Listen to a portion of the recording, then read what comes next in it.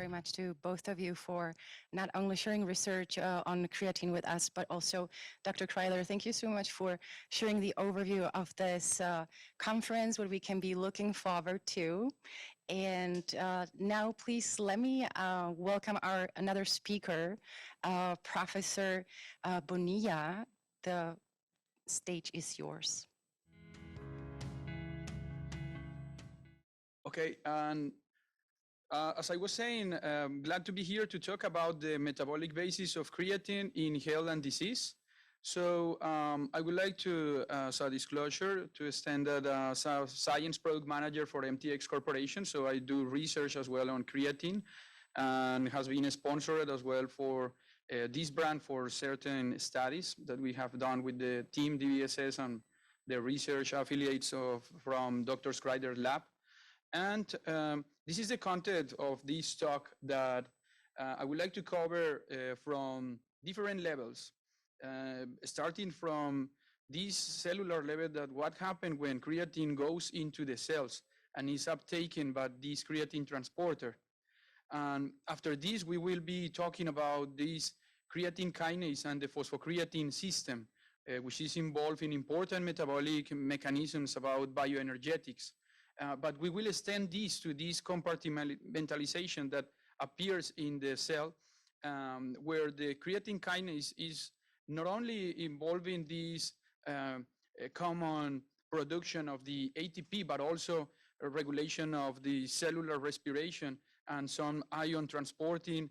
And given the amount of potential adaptations processes that can the creatine optimize, so maybe we will understand how all of these mechanisms turn into this role that we find in different tissues, and why it's so important for health. Actually, as Dr. Theo Balliman once published it, creatine, a miserable life without it. So it's very important to understand these adaptation mechanisms that exist in biological systems, and we will cover sort of these kind of points to finally understand some of the basis of the creatine transport that will perhaps help you to understand these future lectures. So creatine, let's remind that it's 95% approximately in the skeletal muscle. It came from this kreas, that means flesh or meat in Greek. And actually creatine is a very important molecule in all of these processes that are intermittent, that are in fluctuant with energy demands.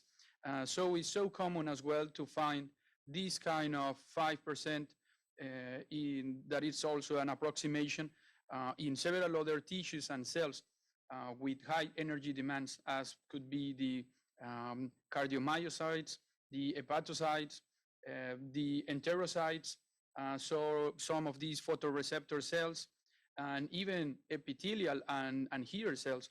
So all of these cells are very depending on these fluctuant energy demands, and that's why the creatine came up with a kind of solution. But where is this creatine coming from? So we have an endogenous synthesis that is involving several steps, especially two enzymes that Dr. Kreider already mentioned it briefly.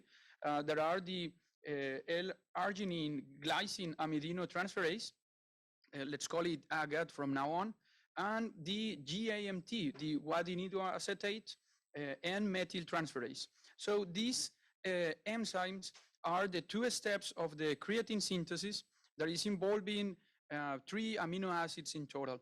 And there is an orchestrated process that involves the kidney, the liver, pancreas, brain, testicles, and even some other of these isoenzymes, as the creatine kinase can be ubiquitously expressed through our body. So once it is produced, and that it's one of the parts that we can take this creatine, the endogenous pathway, we can also take it from the food. Actually, as Dr. Jürgen already mentioned it, we have some excretion ratio that we need to cover from food, because for those 2 grams that we have in generally in the body, perhaps 1 gram is being excreted normally. So that's why we take these high compounds with the creatine, as could be the meat, the fish, the chicken. So all of those are high valuable resources of creatine. So they help us to cover these other gram that we need.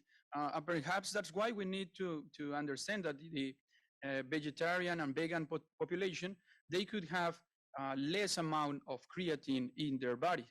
So, but once the creatine is storage within the cells, let's see with this example in movement that the ATP is being hydrolyzed to produce this mechanical energy by means of the release and the breakdown of the high energy phosphate bonds.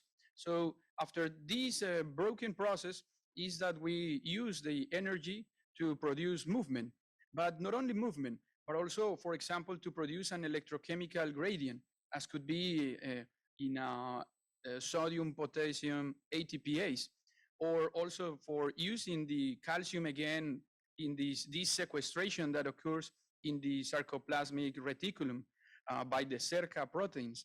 So all of those processes that involve ATP generally are giving a manifestation of the energy process, the conversion of energy as those thermodynamic laws has taught us.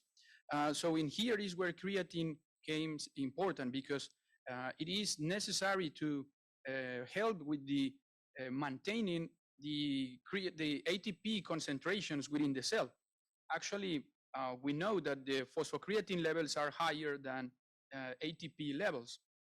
So this is one of these, the so and well-known phosphocreatine or phosphagen compounds, also known as the phosphocreatine, creatine shuttle. And there is a sort of mechanisms that occur within different compartments of the cell, and we'll explain that in a minute. But in general terms, we found that phosphocreatine will donate this high energy phosphate. Actually, technically speaking and chemically, is the phosphoryl group, which is being transferred from this phosphocreatine to the ADP.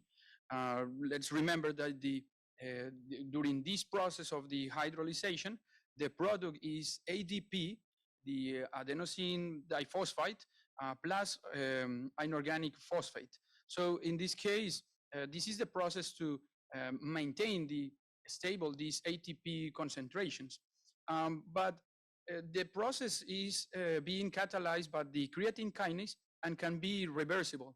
And actually, during these processes where we are resting or where we are recovering, we are taking again this creatine that is free of the phosphagen, and we need again to put back this high energy compound to produce phosphocreatine again. So this is a very important cycle within the cell, and actually for life in several phylogenetic studies and evolutionary biology, it has been found that this adenylate kinase, that is a similar reaction in bacteria, evolved to this creatine kinase to make more stable with this kind of product that is with less molecular mass that can move throughout different compartments in the cell, and that creates an advancement and an advantage, to the cell to maintain their normal levels of ATP.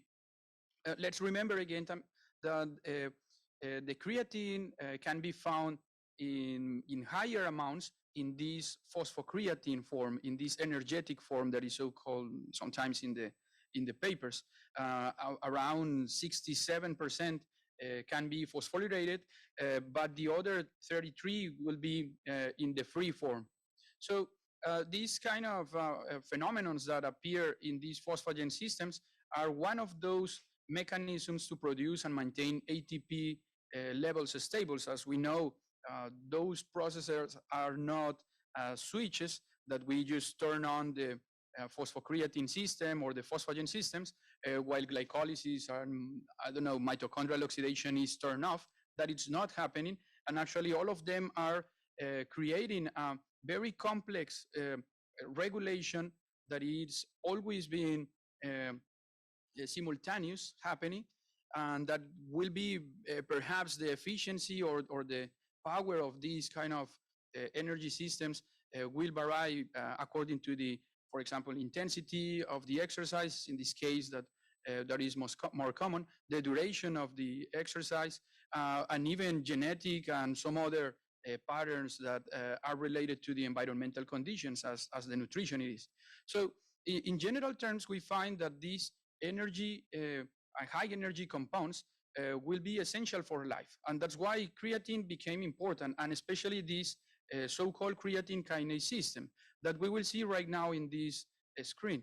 Because the creatine kinase system is a very complex interaction between the high energy demand places where the ATP is being hydrolyzed, as could be the contraction, this electrochemical gradient that is happening to move ions across the membrane, or that could happen for moving, for example, the GLUT4, these kind of vesicles that maintain with calsequestrin the GLUT4 proteins that are the glucose transporters. They need to move, and all of this movement within the cell needs energy. So that's why all of those energy places that has a very high demand need to be covered by a fast and subsequently a very recovery and efficient process that is the creatine kinase. So for this side, we have the high energy demands, but on the other side, we have the processes where the ATP is being produced.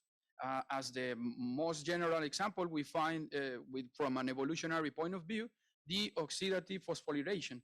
This oxidative system, let's remember that it's what it does in the more general terms is to withdraw some hydrogens and electrons from different molecules that are perhaps coming from carbohydrates, proteins, or fats, in order to move those hydrogens to generate a given force that can again resynthesize the ATP in this very complex and very interesting system that is the electron transport chain. So in here, this is efficient because it needs not too much energy, not too much effort for happening. Actually, is very slow for it that occurs. And that's why this ATP that is coming from the oxidative system is going to be used by different connections that exist within the cell that you will be amazed the amount of connection that it has. That's why perhaps the ancient population, they said that everything is connected, and actually they were right. We sometimes think that these kind of organelles are disconnected, but they are not. And I will show you in a minute with a very interesting slide with these complexes that are formed that connect, for example, mitochondria with the sarcoplasmic reticulum, and these ones with the cytoskeleton and with the nucleus, and so on. So everything gets connected, and that's why the ATP that is coming from this oxidative phosphorylation can be used to produce again phosphocreatine and continue this very important cycle in different organelles. And that actually could be seen here with the different isoforms of the creatine kinase that will have this creatine kinase that is attached to the ATPases, or the creatine kinase that is free in the cytosolic form, or the creatine kinase that is linked to the, for example, glycolytic enzymes, as could be the phosphofructokinase. So all of those energy mechanisms that are taking place within the cell to produce ATP are so close and involve always the creatine kinase. And we can summarize this kind of the creatine kinase channel as a movement from the ATP supply processes to the ATP consumption processes. And let's remember that this was described in 1980s by Besman and Carpenter in the so-called phosphocreatine channel. Nowadays, we know that all of these processes are taking place in so joint, in very strange conditions that they have very close and get closer some organelles that are perhaps we could think that are so far from each other. But for example, the nucleus can be connected to the membrane, and that it's happening because of different cytoskeleton proteins that are helping to move these nuclei. And actually, the muscle as a multinuclei cell, in recent studies, it has been shown that not only is needed this satellite proliferation to produce hypertrophy, but also that the nucleus can move around the cell just to help with these reparation processes to synthesize new proteins and sort of. So in this case, the creatine kinase is always present in all of these sparkle green lights that you see in the screen, where the energy demand is so high. And I would like to mention this very interesting complex that is called Hermione, not the Hermione from Harry Potter, but in this case, the Hermione that is the endoplasmic reticulum mitochondrion complex, where different proteins, as the Hermes, the MDM10, the SAM, and TOM, all of those proteins, what does is that they connect the mitochondria to the sarcoplasmic reticulum and turn this into a very interesting concept that actually Dr. Baliman also has published about it, that is called the mitochondrial reticuli. So these just show us that this complex theory of the synthesis biology and the theory that everything is connected is working very well with the creatine. In this case, I would like to highlight also the fact that we as biological systems, we respond to different stimuli. And in this case, this is the way that we produce the adaptation processes. So taking advantage of all of these very close and linked processes that happen to produce energy by means of the creatine kinase regulation, we could help to adaptate the cells. And actually, this is something that is very interesting from a bioinformatics and systems biology point of view that I will show in a minute. But for doing that, I would like to stress that the adaptation processes is taking place as long as we reach a different and a new set level and a new set point that give us and take us to this new concept from the 1960s that is called allostasis. Because normally we use the word homeostasis to understand that our body will respond to a given stress and perhaps is going to come back again to the same or similar levels where it started. But in the case of the allostasis, what we have found by means of different models is that a given load or a stress that is chronically repeated will turn all of our biological systems into a new set point. So this could be a very interesting model to understand not only the improvements in health by exercise, but also several diseases. For example, we know that if we intake a given amount of carbohydrates, we are going to release insulin, and this insulin is going to regulate again the glucose concentration. In this case, this is a homeostasis process. But when a person, for example, start doing this stress that is repeated and chronically, and large amounts of carbohydrates, could have an insulin, a very high insulin index. So, and this process is repetitive. What they are going to came and to alter is a new set point where the glucose concentration get sort of disturbations and is not only is no more around the normal levels, let's say the 120 milligrams per deciliter in fasting conditions, but will have a given state of hyperglycemia. So this chronically stress is and this perturbation of the glucose concentration is no more than adaptation for a given allostatic load that is close to this glycemic load and the insulin index and so on. So the same is happening with exercise, where a given amount of exercise that is dosage and periodized and individualized is going to evoke in a given objective that we are looking for. And that's why we study exercise sciences, to optimize these adaptations. But sometimes we forgot this kind of waving and sinusoidal process that is called the allostasis. But why I'm mentioning this? Because we know that exercise, nutrition, and recovery are the key aspects for adaptations, but this is at the macromolecular, or if you want, in the macro world, where we can measure some stuff. But what happened at the cellular level, how the cells get this process of adaptation. So in here, the Dr. Wang has been studying the allostasis at the cellular level. And what they have done is something similar to what we do with exercise or with nutrition. That is, in this case, to having a single cell that is attached to a plate or a sensor that can track any kind of movement, because all cells move. So they have this motility cell. This sensor, what it's going to do is to track the information about when the cell start movement. But what kind of movement it has, it depends on the stimulation. In this case, all cells have in the membrane these integrin complexes that respond to different stimuli. In this case, the ultrasound was used as the stress.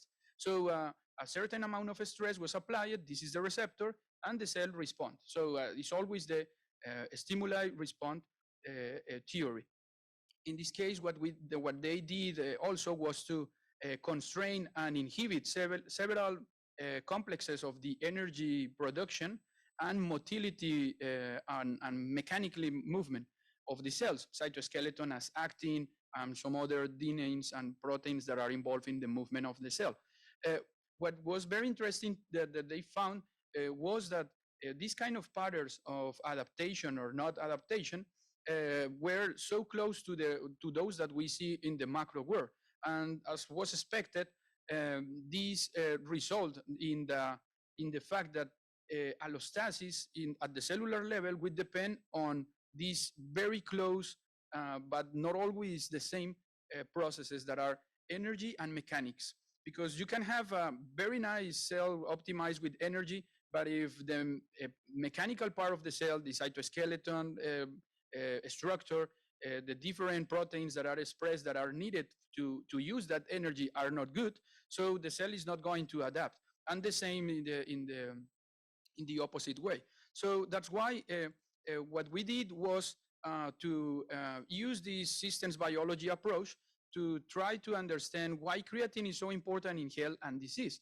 And using this approach that we published also, and that we are working on this one as a new kind of a method to review the literature when you are doing a mechanistic paper that is more systematic, reproducible, and that is open science that take advantage of all of these processes, is called the Bioinformatics Assisted Review. Actually, this image is from an upcoming paper that also evaluate the potential biomarkers in exercise stress-induced immunosuppression. So that this will be published in the upcoming days. But what we did was to extract important and key proteins of a given biological phenomenon, in this case, the creatine kinase, and we extend this network using bioinformatic tools to perhaps find different proteins that are connected or that are, I don't know, have a similar process, or that have physical interaction, or that have or that share a biological mechanism. So in this sense, we extend the network, and we start using Markov graph clustering algorithms to perhaps group these proteins into similar nodes that could evoke in a very different and emergent property.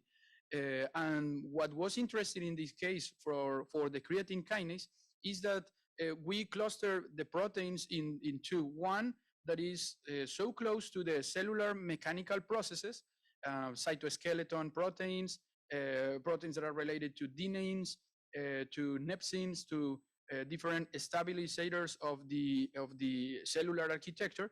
And on the other hand, we found these very close proteins that are linked to the ATP production at the extra or intramitochondrial level. So was very interesting that these two are the key aspects for the cellular adaptation.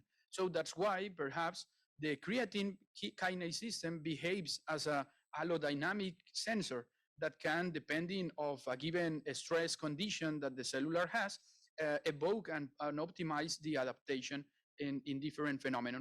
So this is something that actually is not common to see, and that's why these kind of nodes that are, or a group of proteins or a group of biological elements that behave differently and that regulate cellular mechanisms are called the hop proteins.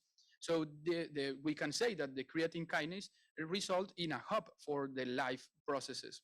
So that's why we came to a lot of expected benefits of the creatine in the supplementation, and also those disadvantages or diseases when the creatine concentration is low, or when the creatine cannot be uptaken by different tissues, or when the creatine kinase system is not well connected and working as expected in a given biological phenomenon. So that's why creatine start being seen as a molecule that could help with the adaptation processes. And it's very interesting, some of these active line of research. Actually, Dr. Ostojic, that will be also giving a talk about GAA, the guanidino acetate, is also covering some lines regarding the microbiota regulation that it has on these kind of nitrogen derived compounds, because it's very interesting to find that some animal models that are modified to be in an aging phenotype start having a different microbiota content, and this microbiota becomes more attractive to, let's say, degraded creatine.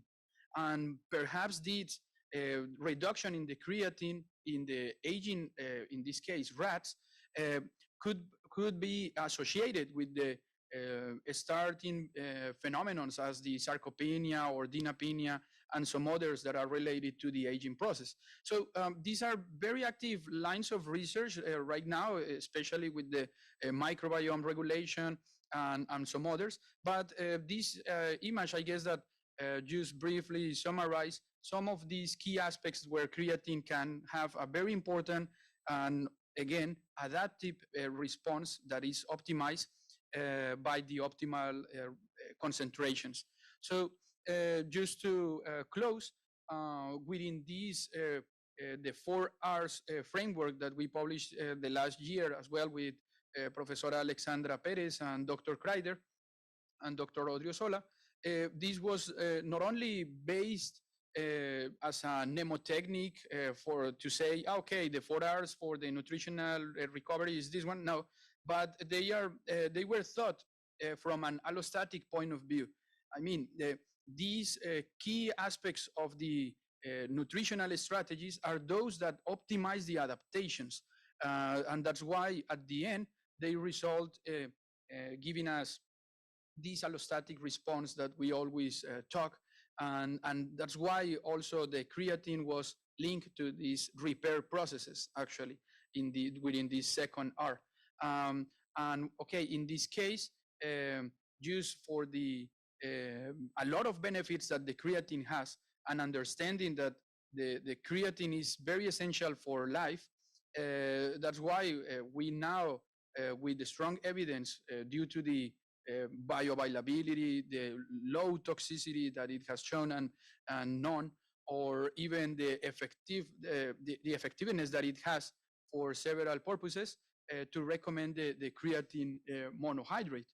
And there are also important molecules in this kind of adaptation model, if we want to call it the way to classify the supplements, because there are some things that just came to my mind, and this is more personal, where we could classify the supplements in terms of their effectiveness if they alter or not the allostatic response. And in this case, another one that has shown very interesting results that are promising, but more research is needed, is ashwagandha as well. So perhaps start looking from a systemic point of view that also consider the evolutionary biology, who could help us to understand and to decide which of these kind of supplements or nutritional strategies or training could be the best way to optimize and to reach our goals. So I hope that this has been a very interesting talk for you, and also to have covered some of these metabolic bases that the creatine kinase system has for life. So thank you so much for your attention, and we'll be glad to receive any kind of question at the end in the panel session. Thank you so much.